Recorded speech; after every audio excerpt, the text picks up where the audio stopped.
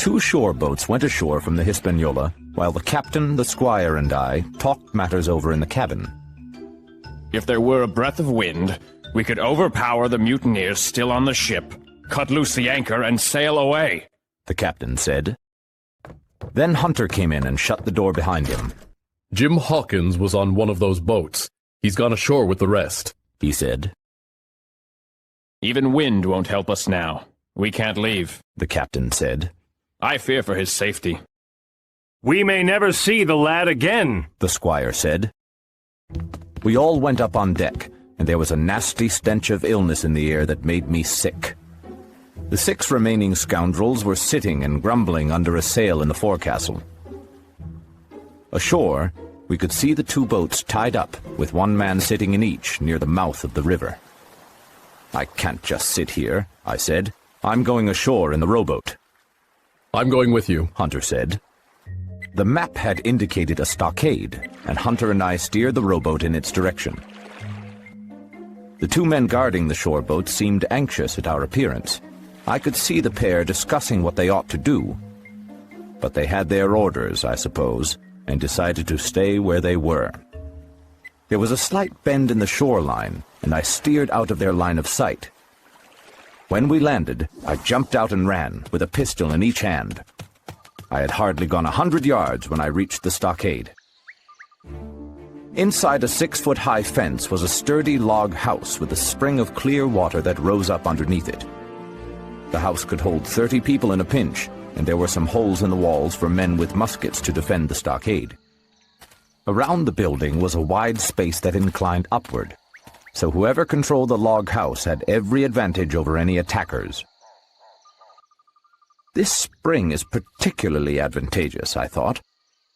We have arms and ammunition on the Hispaniola, things to eat, and excellent wines, but no water.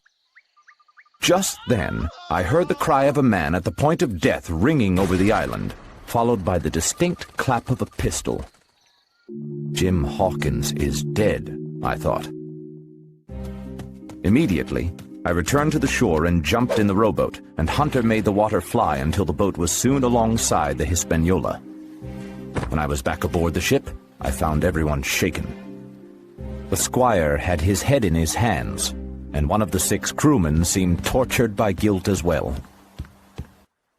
That one, Captain Smollett said, nodding toward him, nearly fainted when he heard the gunshot. One little push, and that man will join our side. I told the captain about my plan to take refuge inside the stockade, and we settled on the details. Red Ruth would stay in the galley with loaded muskets for protection. Hunter brought the boat just off the stern, and Joyce and I started loading powder tins, muskets, bags of biscuits, pork, some wine, and my invaluable medicine chest. In the meantime, the squire and the captain stayed on deck. Mr. Hands, the captain called out, 2 of us have our pistols out and ready. If anyone signals silver, you're all dead. We'll see about that, said one of the men, and they ran below deck to the galley where Red Ruth was waiting for them. The crewmen scattered throughout the ship, and every time one popped his head out of an opening, the captain would point his pistol and say, "Down, dog!" By this time, we had the rowboat loaded as much as we dared, and Joyce, Hunter, and I quietly made for shore as fast as the oars could take us. This second trip alarmed the lookouts on the beach, and one of them disappeared into the woods. We soon touched land and transferred everything into the stockade, and Hunter and Joyce stayed to guard the house while I rowed back to the Hispaniola. The squire, who was waiting, caught the boat and secured it, and we started loading it with more provisions. After the squire, Red Ruth, the captain, and I each took a musket and a cutlass, we dumped the rest of the arms and powder near the cabin overboard into the sea. By this time, we heard sailors faintly calling to each other from the direction of the 2 boats. Joyce and Hunter should be safe, I said, but we must hurry. Red Ruth dropped into the boat, which we then brought around for the captain. "Now, men," Smollett said to the rest of the crew, "do you hear me?" There was no answer from the forecastle. "It's up to you, Abe Gray. It's to you I am speaking." Still. Second. There was a sudden racket, a sound of blows, and out burst Abe Gray with blood on his cheek. I'm with you, sir! He yelled, running to the captain. He and the captain got aboard with us, and we shoved off. We were off the ship, but not yet safe inside our stockade. Our little boat was gravely overloaded. In addition to our supplies, we were carrying 5 grown men, and 3 of them, Trelawney, Redruth, and the captain, were over 6 feet tall. We took on water several times, and my pants and the back end of my coat were soaking wet. Suddenly, the captain gasped. The cannon! I'd entirely forgotten about the ship's guns. To our horror, we saw the 5 pirates on the Hispaniola busily removing the cover from the big cannon. Not only that, but I realized the cannonballs and some powder had been left behind. Israel was Flint's gunner, said Gray hoarsely. We headed for the landing place, and even though I could keep the boat steady, we dared not row any faster. Unfortunately, this course displayed our broadside to the Hispaniola, and we offered a huge target for the pirates. I could see that rascal Israel on the deck putting the cannonballs down the gun's neck. Mr. Trelawney, said the captain. I need you to pick off one of those men. Mr. Hands, if possible. Trelawney was as cool as steel while he prepared his gun. Now, the captain said. Easy with that musket, sir, or you'll tip the boat. Everyone stand by to trim her when he pulls the trigger.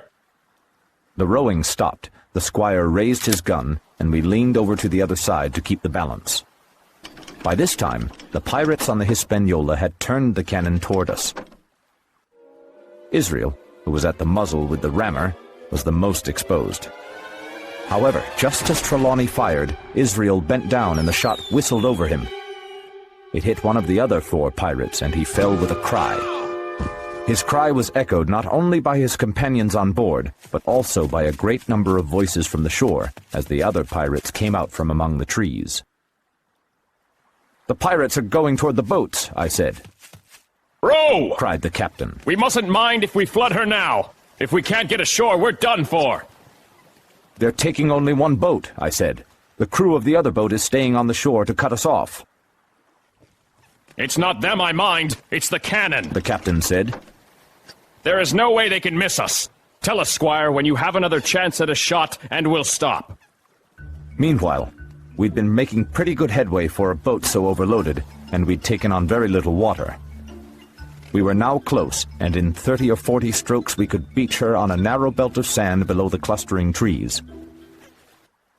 The pirates' boat was still behind us, and the tide, which had so cruelly delayed us, was also delaying them. The one source of danger was the cannon. "I think I can pick off another man," said the squire. "Hold!" the captain shouted, quick as an echo, and our boat stopped so fast that water poured over the stern.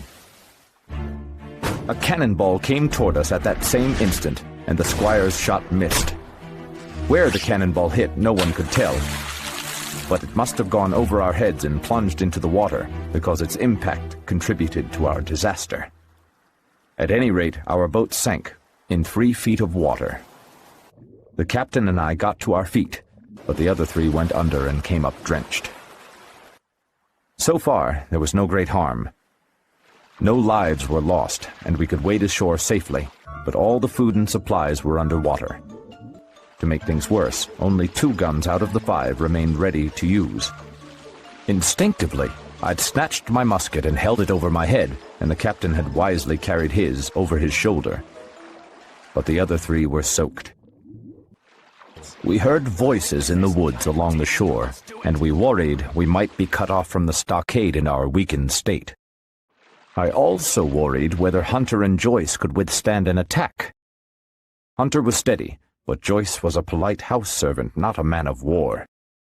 So we waded ashore as fast as we could, leaving behind the poor rowboat and half of all our powder and provisions.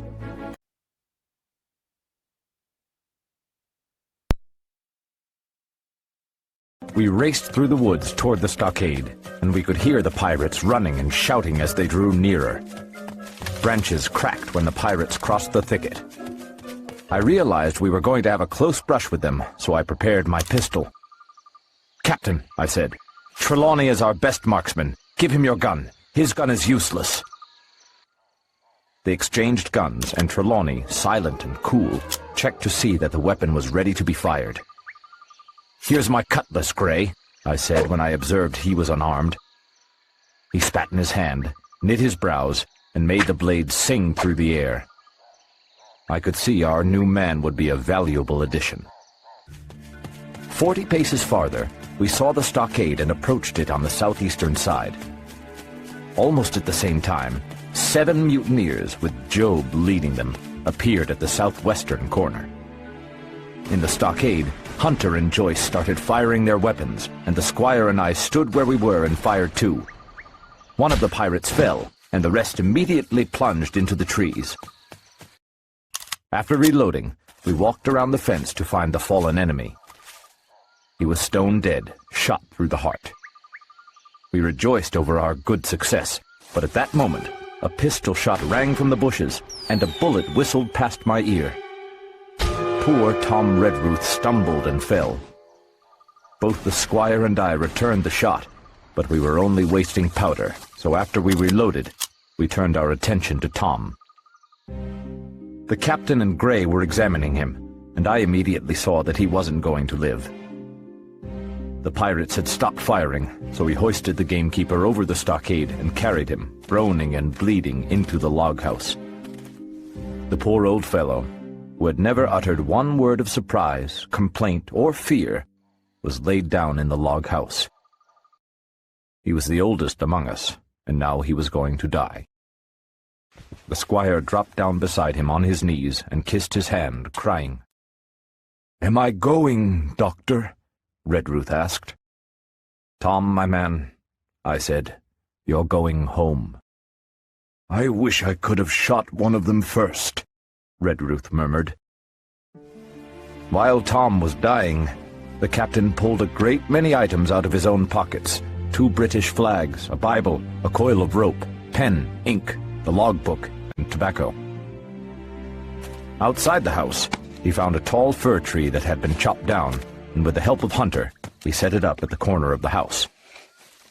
Then he climbed onto the roof and ran up the flag.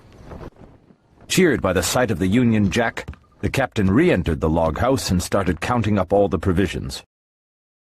"Tom," the squire said, "tell me you forgive me, won't you?"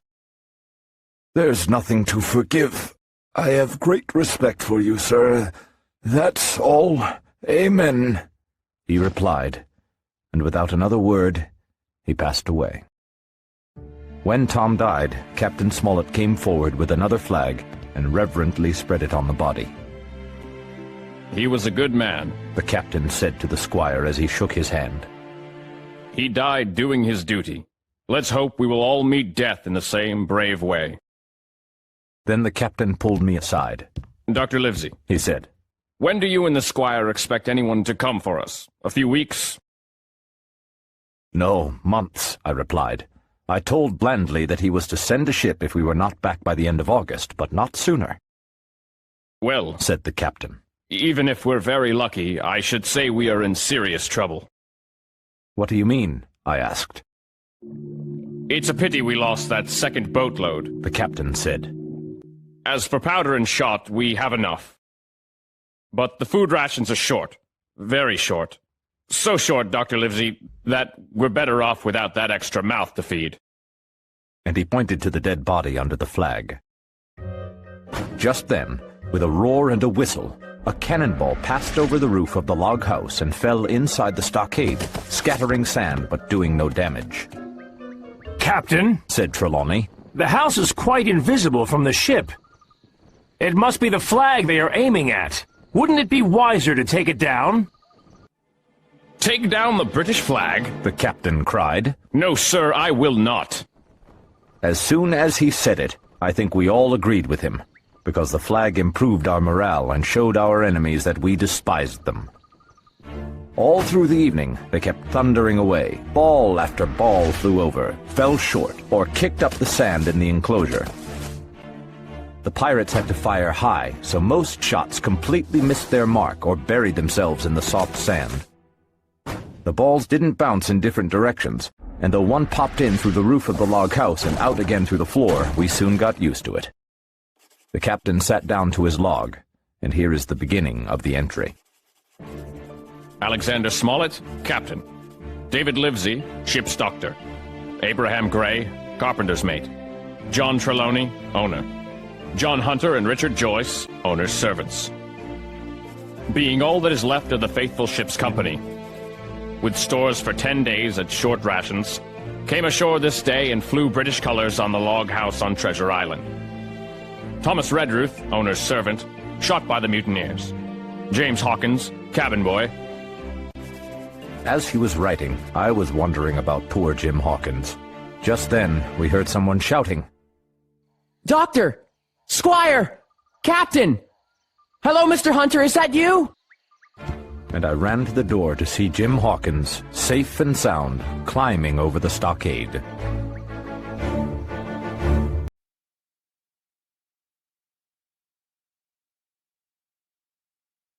As soon as Ben Gunn saw the flag above the cabin in the stockade, he grabbed me by the arm. "Ah, your friends are there," he said.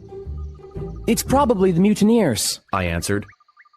"No, Long John would fly the Jolly Roger, the Skull and Crossbones flag. That's your friends. There's been a fight, and I'll bet your friends are now ashore in the old stockade that Flint built years ago." Well then, I said, I should hurry and join them. "If anyone needs me, they can find me where we met today. But whoever comes to find me must carry something white, and they must come alone. If they ask why, tell them Ben Gunn has reasons of his own." I understand, I said. Is that all? He nodded. "They can find me from about noon to about 6 o'clock. Good. And Jim, if you see Long John, don't tell him you saw me. Please don't." I wouldn't. I started to say, but suddenly we were interrupted by a loud, sharp noise. A cannonball came tearing through the trees. The next moment, Ben Gunn and I ran off in different directions. For the next hour, balls kept crashing through the woods. I moved from place to place, always pursued, or so it seemed, by those terrifying missiles. Feeling brave, I finally crept down among the shoreside trees to see what was going on. The Hispaniola was still where she'd been anchored, but sure enough, the Jolly Roger, the flag of piracy, was flying from her mast. I lay for a while, watching as two pirates on the shore near the stockade demolished our poor, sunken rowboat. Then I crawled closer to the mouth of the river, where a great fire glowed among the trees. One of the shoreboats kept going to and from the ship as the pirates shouted drunkenly to each other. Don't forget the sea biscuits, hollered one man on the beach. "Quiet, swab," yelled another, rowing toward the ship. "I want more rum." I got up and, keeping out of sight, headed toward the stockade. Soon, I saw an isolated rock rising high up from among the low bushes. Strangely, it was white. Could that be Ben Gunn's White Rock? I asked myself. That might be the place where he keeps his boat. I continued walking through the woods and was soon at the stockade. I scrambled over the fence with high hopes that my friends would be there. "Jim!" the doctor shouted when he saw me and welcomed me. Before supper, we buried old Tom in the sand and said a prayer. Then we collected firewood, but not enough to satisfy the captain. We'll get back to this tomorrow when we're more rested, he said.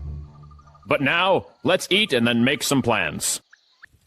We ate a bit of pork and each had a good, stiff glass of brandy. And then the doctor, the squire, and the captain huddled together in a corner. We'll starve to death long before help comes, declared Smollett. Our best hope is to kill all the pirates. We've already reduced their number from 19 to 15, noted the squire. And others are wounded, the captain added. Well, we have two strong allies, rum and the climate, the doctor said. Listen to them. We are half a mile away and can still hear them singing late into the night. Making camp in the marsh without medicine. Half will be sick in a week. He frowned. So hopefully, he continued, they'll be glad to return to the ship and get back to sea again.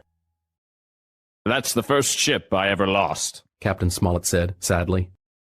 We all went to bed then, and after a great deal of tossing,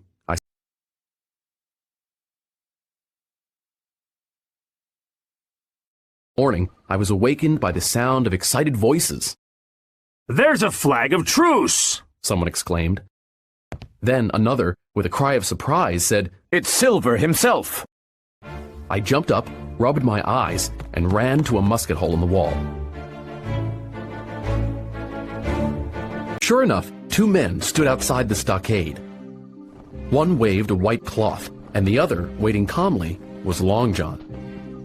It was still quite early in the morning, and bone-chillingly cold.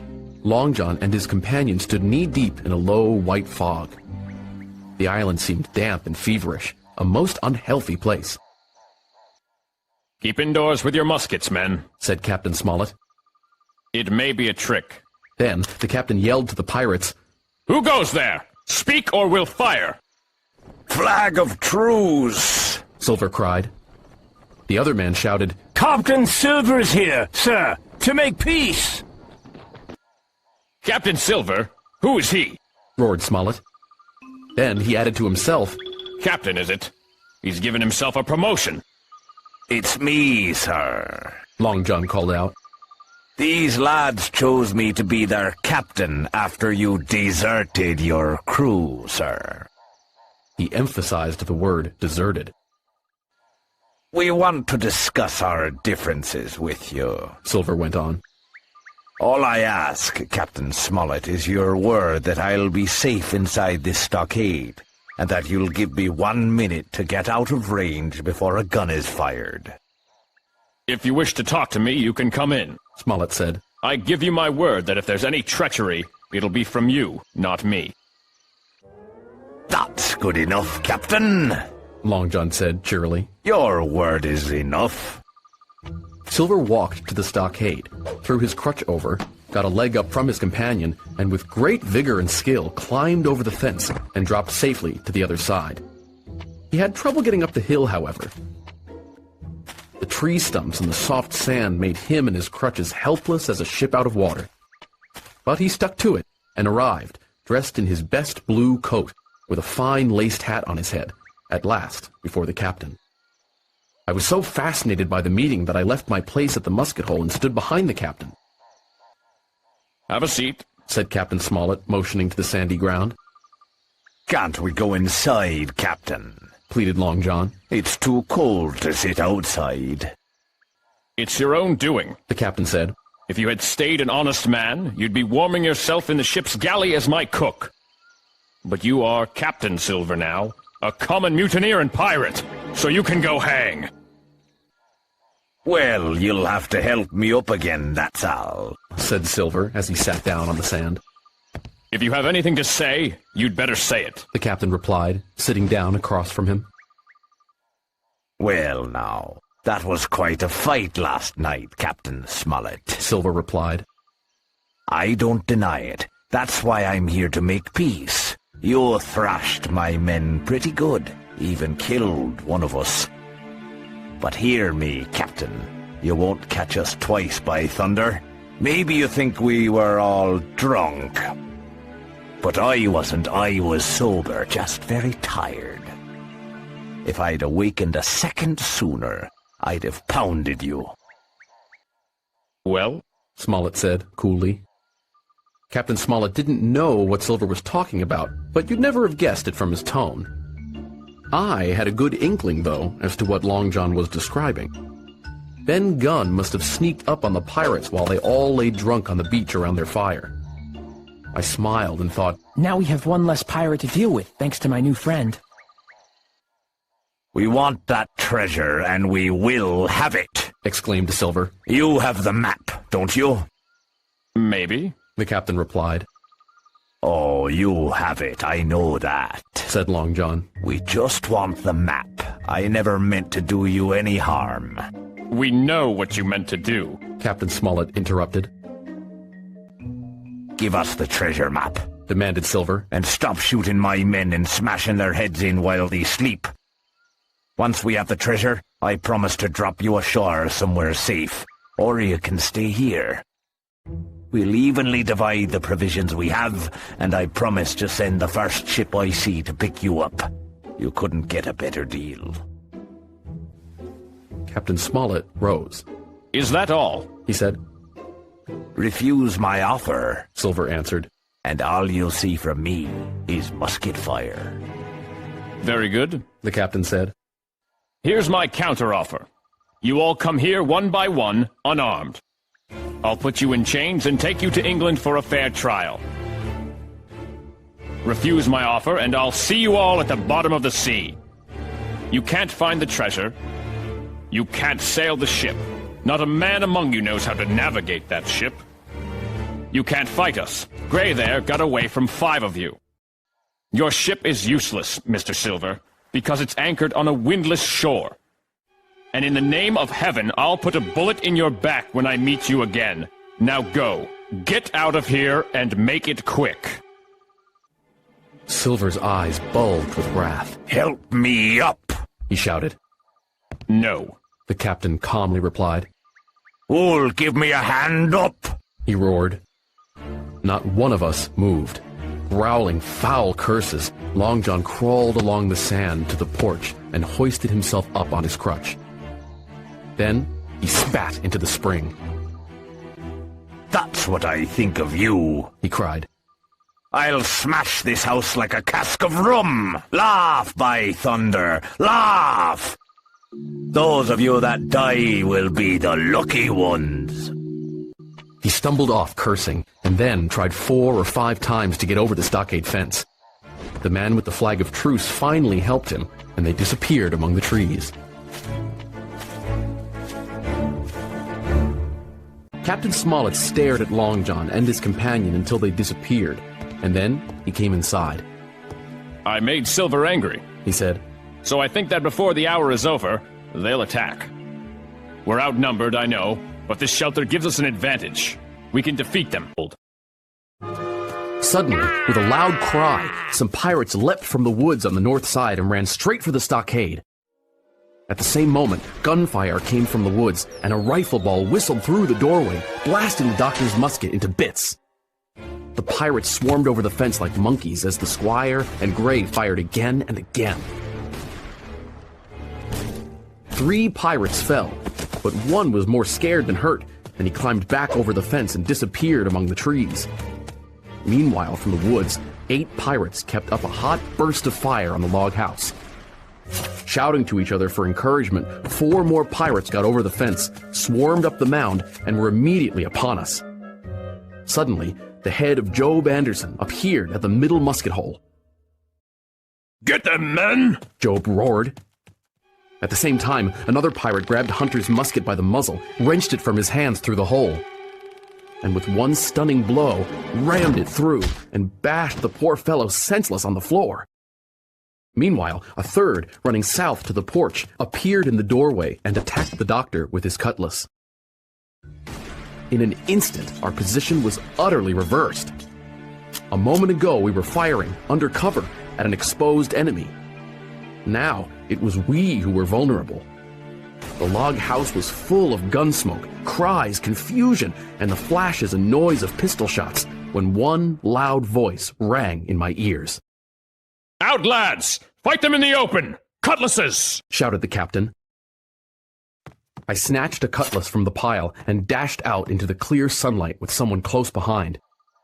Before me, I saw the doctor pursue his attacker down the hill and then send him tumbling backward with a great slash across the face. Go around the house, lads! Captain Smollett cried. With my cutlass raised, I ran around the house as one pirate was shot dead by someone inside. Then, suddenly, I was face to face with Job Anderson. He roared and raised his cutlass above his head, where it flashed in the sunlight. With no time to be afraid, I leapt aside, lost my footing, and rolled down the slope as the doctor shot another pirate. By the time I got to my feet again, a man with a red nightcap and a cutlass between his teeth was halfway over the fence, and another man was showing his head above the top. Then, behind me, Grey shouted, I've got him! And killed Job Anderson. The 2 men on the fence hesitated. Let's get out of here! one pirate cried. And the two of them clambered back over the fence and disappeared into the woods. Get back inside, Yelled the doctor. Shoot from the house. The doctor, Gray, and I ran for the house, which was by this time somewhat cleared of smoke. Hunter lay beside his musket hole, stunned though still alive, but Joyce was shot through the head, never to move again. The captain's wounded! Mr. Trelawney said, supporting Smollett under the shoulder. Have they run away? Asked the captain. All that could, The doctor said. but 5 of them will never run again. They lost 5. Exclaimed the captain. Now it's 4 of us against 9 of them. That's better than when we started. The pirates were soon only 8 in number, though, for the man shot by Mr. Trelawney on board the ship died that same evening of his wound. But we didn't know that till much later.